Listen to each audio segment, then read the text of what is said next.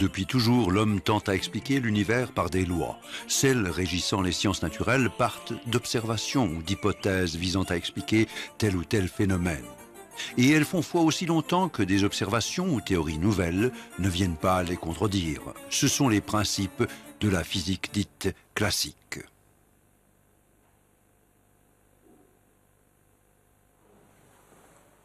Le phénomène de la lumière a toujours soulevé de grands débats. Vers 1704, Isaac Newton avance sa théorie selon laquelle la lumière est composée de particules, à l'opposé de Christian Huygens qui en défend le caractère ondulatoire. La science retiendra le concept de Newton. Jusqu'à ce que Thomas Young, un autre physicien anglais, vienne prouver le contraire. Ses expériences démontrent que la lumière se comporte comme une onde. Mais connaît-il des phénomènes que la science ne peut expliquer? Celui qui va chambouler la physique classique est en même temps un de ses ardents défenseurs, Max Planck.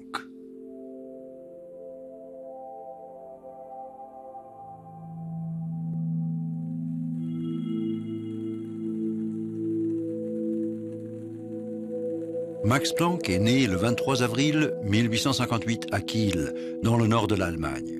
Il est le 6e enfant d'une famille aux qualités dites prussiennes, respect, droiture et discipline. En 1867, le père, professeur de droit, est nommé à l'université de Munich. Au lycée, le jeune Max séduit les professeurs par son application et ses talents multiples.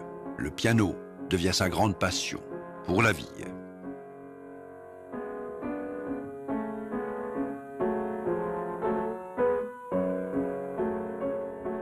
En 1874, il entame ses études de physique à Munich, malgré le conseil défavorable d'un de ses professeurs prétendant qu'il n'y a plus rien à découvrir dans cette discipline. 3 ans après, le jeune Planck poursuit ses études à l'université Friedrich Wilhelm de Berlin sous Hermann von Helmholtz et Gustav Kirchhoff, 2 des plus éminents physiciens de l'époque. Planck se passionne pour la thermodynamique et en fera le sujet de sa thèse. Après avoir gravi les premiers échelons à Munich et Kiel, il est appelé à l'université de Berlin pour y diriger l'Institut de physique théorique. À la fin du XIXe siècle, l'industrie des techniques d'éclairage est en plein boom. On s'acharne à développer des critères de qualité pour les ampoules d'éclairage. Les physiciens traquent les lois qui font que des corps chauffés émettent des rayonnements caloriques ou lumineux.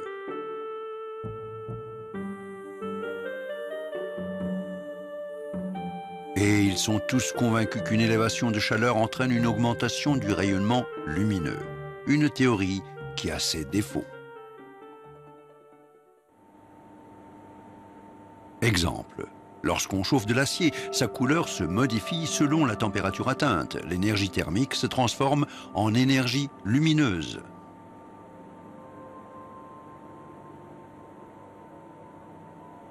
Suivons plus loin ces savants. Selon eux, plus la température de l'acier augmente, plus ce dernier émettrait d'énergie lumineuse, jusqu'à diffuser des rayons ultraviolets que l'œil humain ne perçoit pas.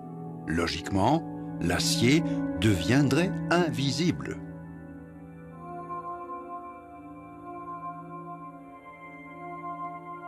Mais aucune expérience ne vient étayer cette hypothèse de la physique classique. L'acier reste bien visible.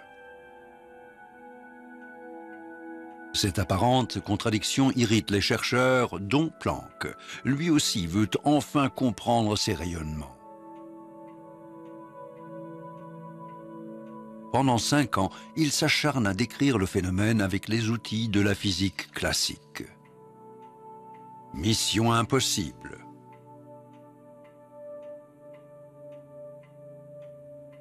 Exaspéré, il jette aux orties ses convictions et échafaude une autre théorie. Les échanges d'énergie entre rayonnement et matière ne se feraient pas de manière continue, mais sous forme de paquets d'énergie, de quanta. Cette quantification de l'énergie rayonnante peut se comparer à un filet d'eau qui ne coule pas en continu, mais par gouttes.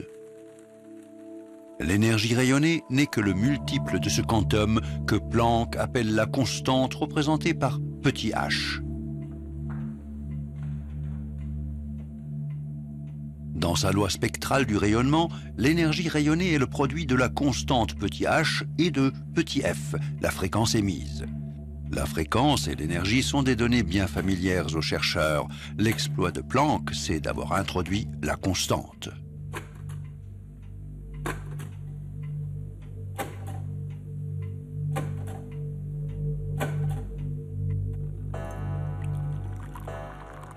Pour étayer son concept, Planck, le théoricien, a besoin du concours d'homologues capables de le confirmer par des mesures. C'est ce qu'ils font. Ils définissent même la valeur infime de sa constante. Elle vaut 6,626 fois 10 puissance moins 34 joules-secondes.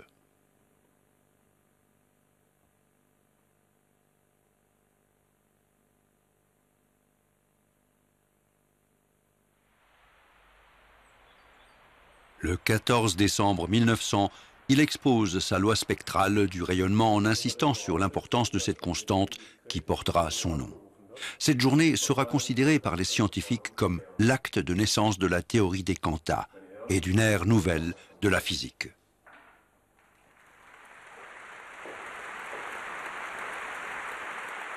La nature ne saute pas, disait Planck. Sa constante prouve cependant que cela lui arrive. Planck est le premier à en être bouleversé. Comme nombre de ses homologues, il doute que sa constante soit vraiment immuable.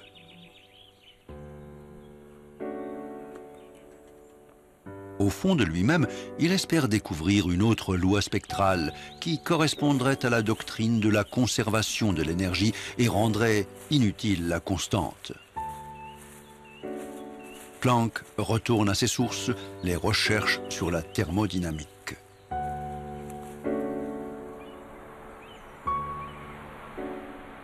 Dans les années qui suivent, il se consacre aussi à ses nombreuses tâches politico-scientifiques, membre du comité directeur de la Société de physique, doyen de l'université et secrétaire de l'Académie prussienne des sciences.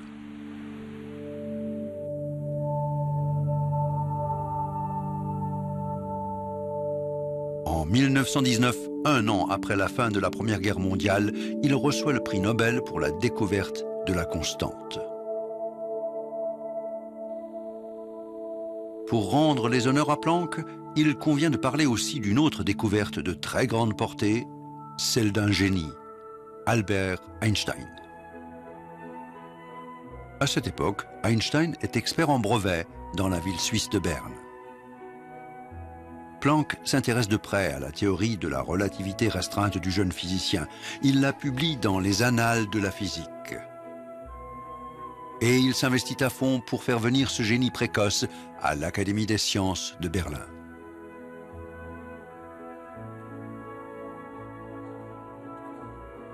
Les deux chercheurs, loin d'être d'accord sur tout, se lient pourtant d'une amitié qui les unira de longues années.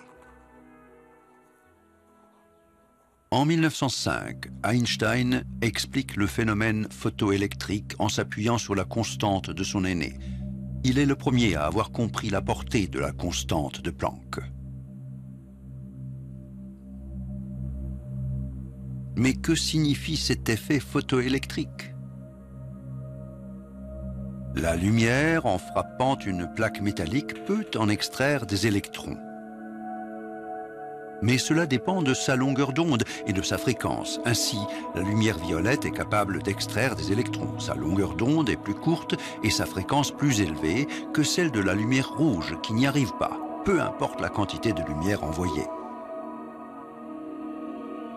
La théorie ondulatoire de la lumière ne peut expliquer ce phénomène. Einstein émet donc l'hypothèse que la lumière se compose de corpuscules appelés photons. Si l'énergie qu'un photon confère à un électron est assez forte, ce dernier peut s'arracher au métal.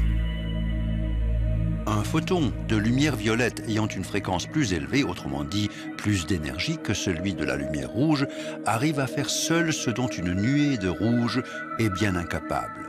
Afin de pouvoir évaluer la quantité d'énergie requise, Einstein formule la thèse selon laquelle l'énergie des photons est le produit de leur fréquence et de la constante de Planck, le petit h.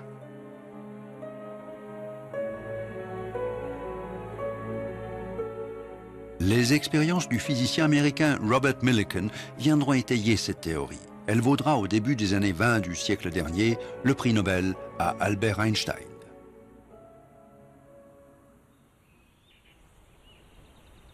Einstein, en appliquant la théorie des quantas, démontre que la lumière est à la fois corpusculaire et ondulatoire. La vieille querelle sur la nature de la lumière est enfin vidée. Et les incrédules quant à la valeur de la théorie des quantas finissent par se taire, surtout depuis que celle-ci a pu être appliquée à d'autres phénomènes. Ainsi, grâce aux quantas, le physicien danois Niels Bohr a créé son modèle de l'atome. Celui d'Ernest Rutherford représentait l'atome sous forme d'un noyau dense et positif autour duquel gravitent des électrons négatifs. La stabilité de l'atome s'explique. La force d'attraction entre ces charges contraires est neutralisée par la force centrifuge des électrons.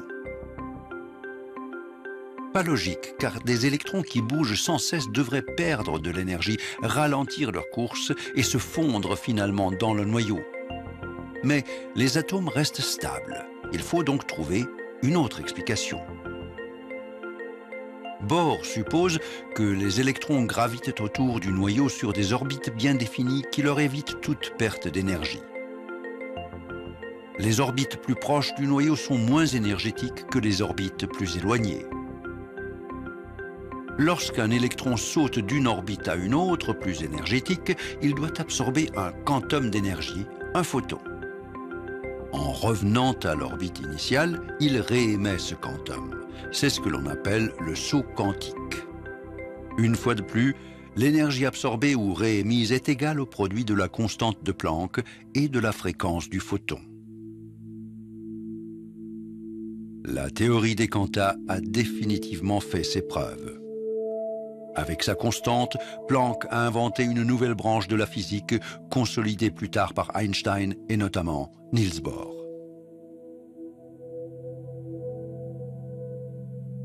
Leurs travaux ont vraiment ouvert la voie à la physique des quantas, qui explique le microcosme des atomes et des particules infimes.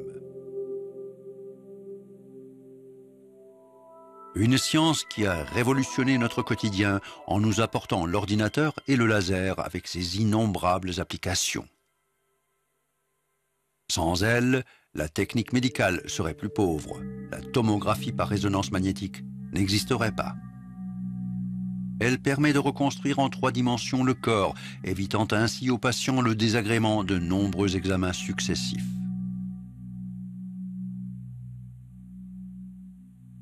La tomographie par émission de positrons permet d'observer des processus métaboliques afin, par exemple, de localiser des cellules cancéreuses dont le métabolisme est différent de celui de cellules saines. Une autre application de la physique des quantas, une miniaturisation de plus en plus poussée des puces qui rendront les ordinateurs toujours plus rapides et plus puissants. En découvrant au début du XXe siècle la constante qui porte son nom, Max Planck est bien celui à qui nous devons tous ces exploits techniques.